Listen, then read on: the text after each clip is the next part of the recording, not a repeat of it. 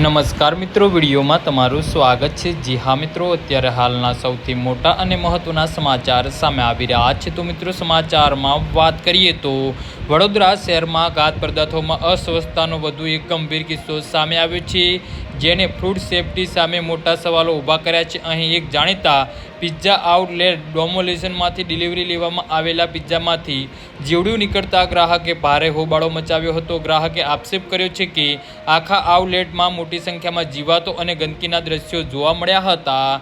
જી હા મિત્રો, આ ગંભીર બેદરકારી સામે ગ્રાહકે આઉટલેટમાં હોબાળા કર્યા બાદ મામલો શેખ પોલીસ સ્ટેશન સુધી પહોંચ્યો હતો। નવાઈની વાત તો એ છે કે આટલી મોટી માત્રામાં જીવાતો હોવા છતાં આઉટલેટ મેનેજર એવો લુચ્ચો બચાવ કરી રહ્યો છે કે વરસાદ વધુ હોવાના કારણે આ જીવાતો આવી ગઈ છે।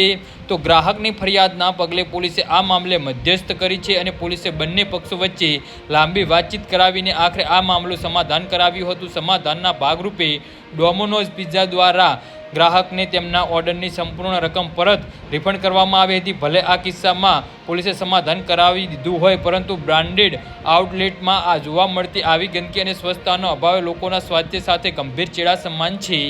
જી હા મિત્રો, તો આના વિશે તમારું શું કહેવું છે તો નીચે અમારી કમેન્ટ બોક્સમાં જરૂરથી જણાવજો અને અમારી યુટ્યુબ ચેનલને સબસ્ક્રાઈબ કરવાની ભૂલતા નહીં। ધન્યવાદ।